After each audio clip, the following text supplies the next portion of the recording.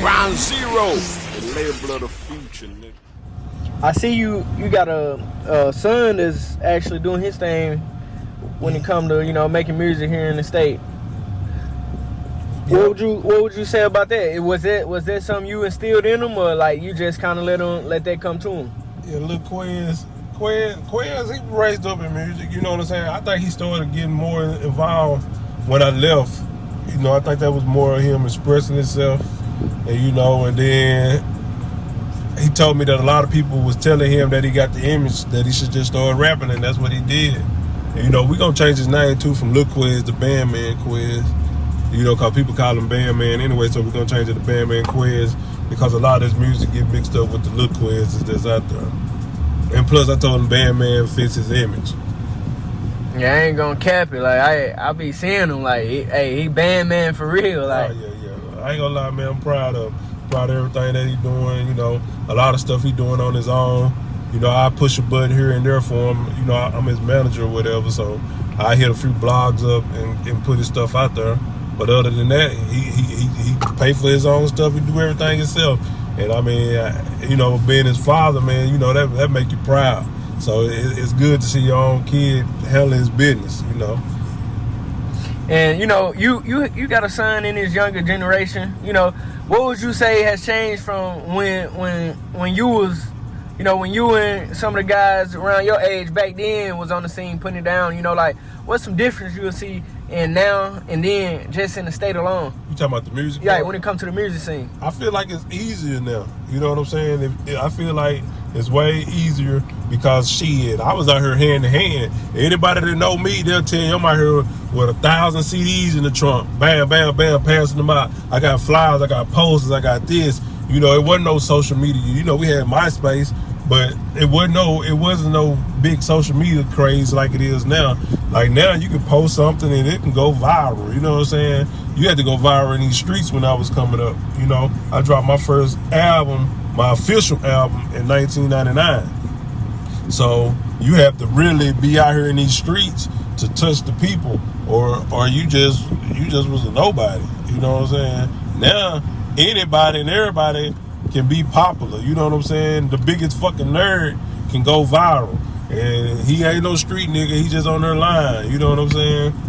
And shit, that's the difference. Anybody can get on in this day and age. All it take is the right gimmick, I would say. The right gimmick, real talk. For real, that's it. It's all this shit is a gimmick out here. And when it come to, you know, your music, like, you know, what's some you got planned or in the work? Well, I got a bunch of songs in the cut. You know what I'm saying? I got my single with me and Mo3 and Papa Hussein. I got one with Bankroll Freddy. I got my boy C-Mad on one. I got E-Dub and Big Dollar on that same one with me and C-Mad. I got my boy Sean K out of Alabama. I got Ed Dolo, Live Sosa, Joker B. I got everybody on my project. You know, I'm gonna start probably releasing something here soon. You know what I'm saying? Probably around Labor Day. Or I know I'm gonna release the one with Mo3 probably on his death anniversary. So y'all can be looking forward to that. I believe that's gonna be a pretty big song. You know what I'm saying? Because a lot of people didn't put Mo3 on club songs. And that song is kind of more of a club tempo. You know what I'm saying? More upbeat. I ain't gonna say it's a club song, but the tempo is more upbeat than some of the songs that he was on. So I definitely believe that song gonna do pretty good. And I know it's gonna do good in the state because, you know, everything I always drop, it always do good. And shout out to Kevin Gates, man. She Ain't Right, still one of my #1 songs to this day. I still probably get 200 to 300 spins a day just off of She Ain't Right. And that song was still one of my #1 songs. You know, we was talking about, you know, your average listeners when it come to, you know, Spotify and other platforms. You know, like what was you saying again? Like you totaling out probably still. I still average a monthly listeners between 6,000 to 9,000 listeners a month. You know what I'm saying? And like I was telling you, it's a difference between listeners and streams. See, me and you can sit here today and you can stream a song, the same song. Let's just say me and you, we trying to boost my streams up. I can stream my song, you can stream my song. and we can boost the streams up. But that's only going to be 2 listeners. So don't let nobody keep fooling y'all about these streams. You know what I'm saying? They might got a bunch of streams, but how many people are actually listening to the song? You know what I'm saying? How many listeners do you got? You know what I'm saying? That's the main key. When it comes to this stuff, man, I did a lot of research, and I'm like I said, I'm gonna get into a lot of management once. Like, I'm gonna do one more project, and I'm gonna be more behind the scenes. And the thing about it is, you want to get more listeners, because the more people that's listening to your song is more supporters, more fans, more people to kind of spread the word about your music. You know what I'm saying? A stream, that's just somebody streaming your music. Yeah, you get paid for your streams. Don't get it confused, because you're not going to get paid for that one listener, but you get paid for all those streams. That's true. But the thing about it is, when you got more listeners, that means you got more fans. So if you got more fans, that means there's more people talking about you. And that's the difference. Most definitely. And is it a way that you can pay for streams or pay for listeners? No, you can't pay for listeners, but you can definitely pay for streams. You can't pay for listeners. You know, listeners and streams are different. But you definitely can pay for streams. There's a bunch of people doing that shit right now. So do you feel like that, like, you know, the ones that do that, and in reality, you know, numbers and everything not adding up, do you think they kind of like fuck with their pride a little bit? I mean, they feed their ego on paying for their streams.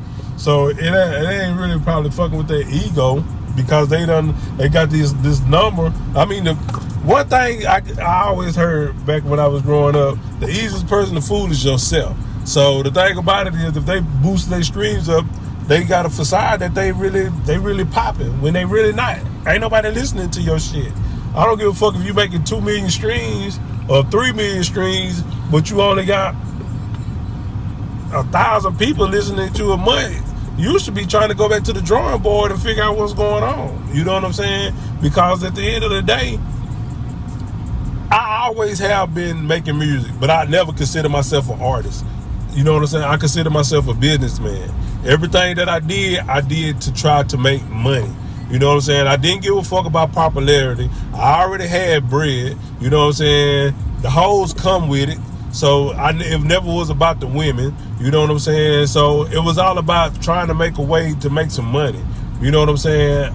Like, I get a check for the rest of my life off of Boop Muddill.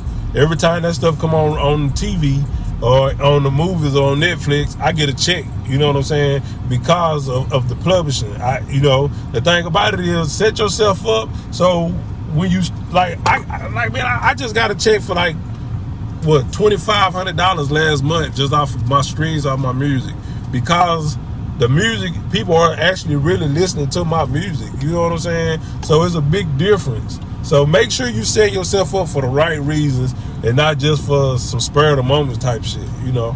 So do you feel like a lot of people do stuff for local fame and not really, you know, like looking at the bigger picture? Of course.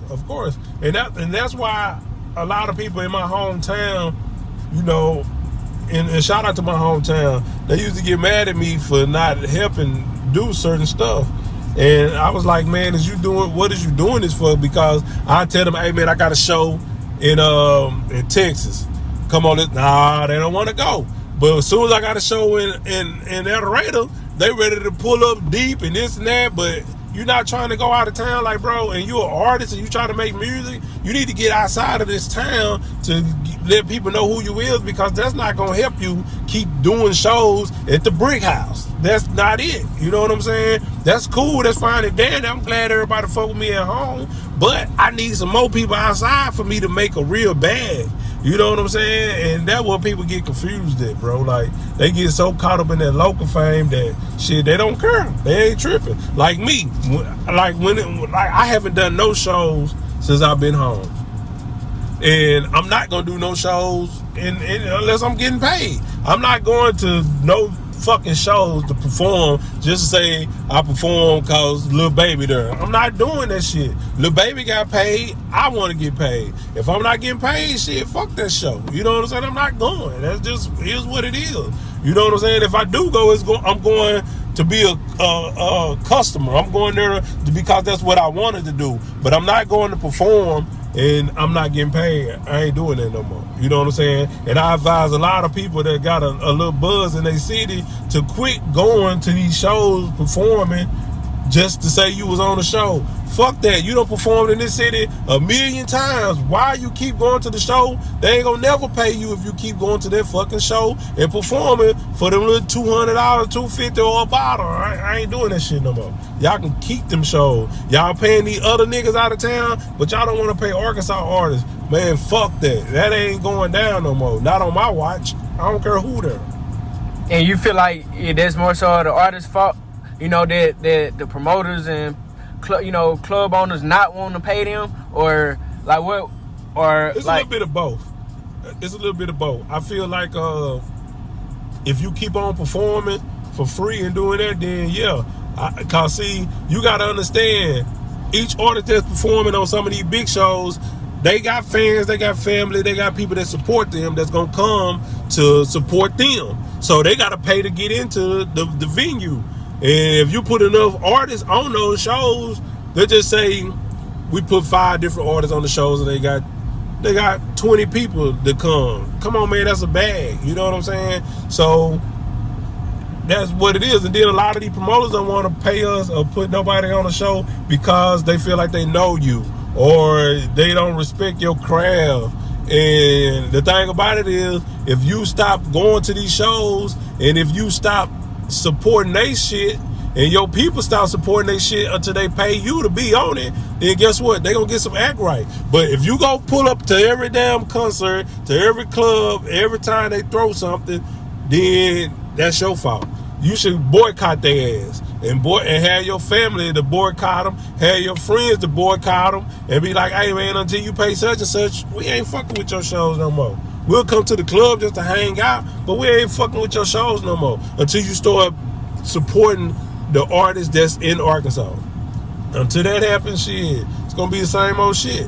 You know what I'm saying? People in Atlanta pay their artists, Memphis pay their artists, and Memphis play their artists on the radio. I mean, everywhere except for Arkansas, bro, is different. You know what I'm saying? They actually support their artists, and that's what we lacking in. Until that happens, it's gonna be a recycle. Do you feel like we near a change? Like, do you feel like change can happen, or you feel like we just from a crab in a bucket state? The only change I seen was Bankroll Freddie. That's the only change I seen. I mean, he got his shot. You know what I'm saying? And salute to Bankroll, and he doing what he's supposed to do. And that's the only change I seen. Period. Point blank. And shit, I don't see no other change. So do you feel like it's like that because he got a bigger cosigner? Like he got P and he got everybody else behind him, so they make people from the state like, oh shit, let me get my ass in. He got something going. Yeah, because they weren't fucking with him before then. That man been making, he told me he been making records. He been doing it. People didn't fuck with him. You know what I'm saying? And they fuck with him now because he got that cosigner. If he didn't have that, it'd be the same thing. But you know what I'm saying? But I hope the state keep getting behind it because I do see hate towards him too. But we got to be real. He's the one out front. So you have to help push him so we can push somebody else through the door. You know what I'm saying? And no matter what, bro. And there's so much stuff I can say, but man, it just too much. You know what I'm saying? It just be too much. You know what I'm saying? Like when I had AMP, Kid B and Wayne D, I used to tell them different stuff because them boys had it. They definitely had it. You know what I'm saying? And they still make good music. But it was little things, little tactics that turn people away from you. And, you know, certain things you shouldn't do until you make it. You know what I'm saying? And even if you make it, certain shit you still shouldn't do. I definitely a believer in that. You know what I'm saying? Like I tell people, I'm a humble person. And if I was to tell people half of the shit that I done, half of the shit that I done got, half of the shit that I done been around, they'll look at me, they'll be like, damn, man, and you don't even act like that. But you know, I feel like you just gotta stay humble, man, because at the end of the day, everything is a blessing. You know what I'm saying? God bless you and God will take it away from you.